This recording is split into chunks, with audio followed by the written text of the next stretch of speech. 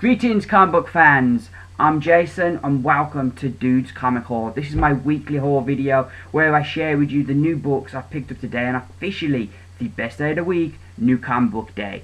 15 books I picked up today, all of them off my order, nothing off the shelf, so I'm quite chuffed with me there. I did get a bit tempted. I was tempted to pick up Spider-Verse Team Up, and I was tempted to pick up the first 2 issues of Birthright because my comic shop still had issue number 1 in.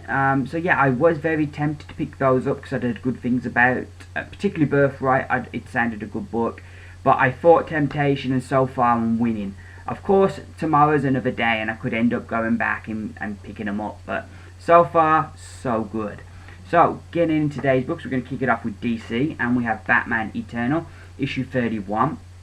They announced, well, I say they announced, in an interview, Scott Snyder said that they're going to do a second year of Batman Eternal.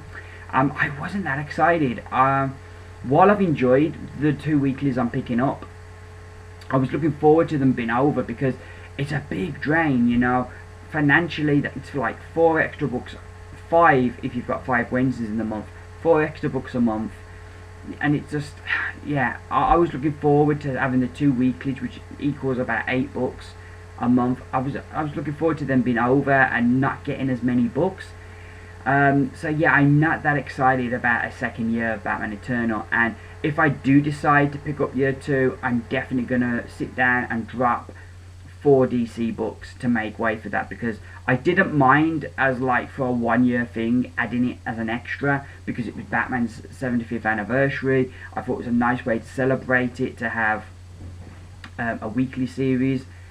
But I'm not going to do that again for another year as an extra. I would have to put it into my comic book. So yeah, I will be dropping 4 DC books if I'm going to keep getting this. However, I'm going to get this to the end of year 1, to the end of this story. So I've got at least this story complete. This issue looks interesting. We got Alfred and we got Bane on the cover. Quite an interesting team up. The last 2 issues, I think Ray Fawkes has done a really good job with the writing. He's maybe interested in a part of the story I wasn't enjoying that much, so that's been quite an achievement. This issue we're getting the fallout of all the Arkham stuff, and I'm really looking forward to seeing what's going to go down. Moving right along, we have Batman Detective Comics, issue 36. This book I've decided to drop. This will be the last issue I get. It isn't that I'm not enjoying the book, but I just feel I have this thing, and it's a bit of a malfunction, if you will, that I either buy a book in trade or I buy a book in single issues. I can't buy a few issues in trade and then go on to singles. I can't do that. I can't cross them. It has to be one or the other. Now, when I jumped on board this, when Manapul and Bucciolato come onto it, the aim was I was going to go back and I was going to get all the back issues, even though I didn't need to because none of the story kind of went into those. I just wanted to have the complete run. I quickly realised that that's going to be a very costly endeavour, and I realised as well, this is something I've been doing too much lately, and I need to kind of curb it. So I've decided with Detective Comics, I'm just going to get this as trades. So that's what I'm going to do from now on. So this would be the last issue. I wanted to get this one because I wanted to complete the Terminal story, so at least I've got that, because it was a very different kind of Batman story and I want to see how it finishes. But yeah, so that's what's going to happen with Batman. So this will be, like I said, the last issue of Detective Comics I'll be getting. We then have Gotham Academy, issue number 2. I enjoyed the first issue. I was in 2 minds whether to pick this one up. Unsure whether to pick it up in trade or single issues. We're going where we're going with this. I really enjoyed seeing Gotham through somebody else's eyes. I thought that was really cool from the first issue, and I'm definitely intrigued. The art still I really like, and it definitely has a feel different to anything else DC's putting out. So yeah, I'm in 2 minds whether to keep getting this, and yeah, it'll depend how much I enjoy the second issue. We then have Green Arrow, issue 36, my favourite character. This will be one of the first books I read this week. Last issue they introduced Felicity Smoke into the story. She, of course, you know, this is written by the people that do the TV show, so of course they're going to introduce all the characters from the TV show into this. but I'm still really intrigued with where the story's going to go, and what their kind of overall arc is going to be here, because I don't think we really found out last time. We then have one of my favourites, Future's End, issue 27. I've really been enjoying this series.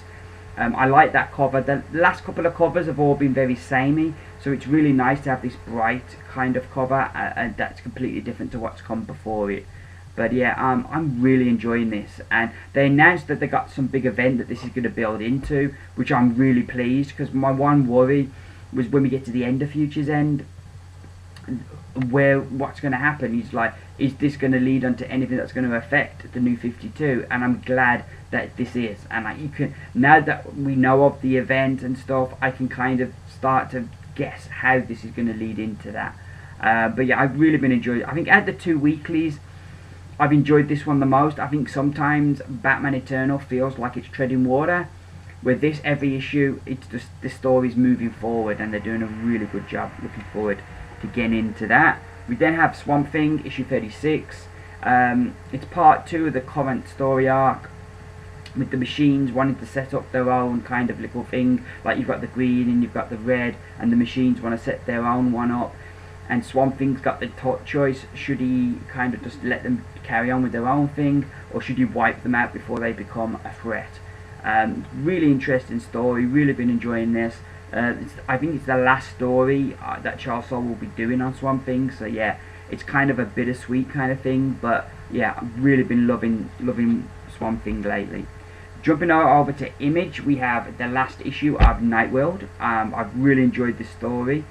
Really looking forward to seeing what's going to happen to all our characters and how it's all going to end up. But yeah, that's been a very different kind of book, and I've been enjoying it for one. We then have Spread, issue number 4. I thought issue 3 was the best book of the series so far, so really looking forward to seeing issue 4 can build on that. Jumping over to Marvel, we have All New X Factor, issue number 16. This is the second issue in 3 weeks, which I think is part of the reason why this book is getting cancelled, because Marvel are bringing out so many books, and when you've got a book like X Factor, that is going to be kind of like a smaller audience anyway, and then you make it twice a month, and then you bang it up $1, it's going to be difficult to find a regular home for this. So that's the problem this has. However, I'm looking forward to this issue. While I felt the last issue, the kind of tie-in thing, while it was a fun story, I felt it wasn't as strong as usual. The end of last issue with the Sentinels all turning up at Silver Industries, I thought was really interesting, and I'm looking forward to seeing where this is going to go next. We then have The Amazing Spider-Man Spider-Verse Part 1. Really looking forward to this. Of course, they've bumped it up. It does feel thicker, but I don't know if that's just because they've got these fold out bits in it. They always make it feel thicker. But yeah, $4.99 book. But yeah, I'm really looking forward to Spider-Verse. I think it's a really cool idea, and yeah, super looking forward to this. We then have Axis, issue number 4. Another book that I'm really looking forward to. While I didn't like kind of the split again at the end of last issue, I do like the direction it's going in. I'm very intrigued with where we're going to go next, and so yeah, looking forward to this. Was really surprised they had the whole Red Onslaught stuff kind of tied up in 3 issues, so that was I was surprised by that. But yeah, I'm really interested in where this is going to go. We then have Hulk, issue number 8. I'm liking that the book's got a direction at the moment, with Doc Green kind of trying to cure everybody who gets their power being gamma powered. However, I do find some of the stories could be a bit longer, with a bit more emotional depth, that the people that he's dealing with and what's going on here. I think there could be a lot more to it than they're giving us. But I'm enjoying the story at the moment, though. That gripe aside. We then have Legendary Star-Lord, issue number 5. Disappointed with issue 4. Thought issue 3 was the high point of the series thus far. Hoping that this is going to return to the form we've seen in issue 3. Rocket Raccoon, one of my favourite books right now. This is issue number 5. I'm not sure if this is the start of a new arc, or if it's kind of like just like a one-shot kind of story. But yeah, really been enjoying this. Scotty Young's been doing a great job on this book. Really enjoying this one. And finally, from Titan Comics, we have Doctor Who 10th Doctor Adventures issue number 4. Last issue we finished up the story we were following for the first 3 issues. It was the final of that story, so now the Doctor with his new companion are this is going to be their first kind of proper adventure. So yeah, I've really been enjoying these Doctor Who books. They've all been really well done so far, and I've enjoyed each and every one of them. And I'm somebody, while I love Doctor Who, I've never really gone into the Doctor Who comics, but these books I just totally loving.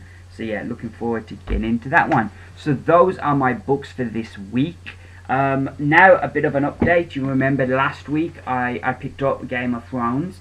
I am now, as you can see, quite a way through. I'm on page 113. I was on 25 last week, which for me that's quite good. I don't know what it is. Comics, I can read loads of comics and like in no time, but books, it always takes me a while to get through a book. I don't know, but I'm really enjoying this. This has been really good, and really I think if you've seen the TV show, while some of the things are slightly spoiled, you're not as surprised with where it's going to go. It does add a lot, because you get a lot more of what the characters are thinking, and you get a lot more history from the books than the TV show. There's like loads of real great history kind of world building stuff in it. So I'm really enjoying Game of Thrones. So yeah, this week I'm up to page 113, so I'll give you an update again next week. Anywho, that's me done. I will be back on Friday with my review video, and then back next Wednesday with another haul video. Thank you very much for watching. I hope you've enjoyed this video. If you did, please give me those beautiful thumbs up if you enjoyed it. I hope you all enjoy your comics and you have a great new comic book day. I've been Jason. This has been Dude's Comic Haul. Bye for now.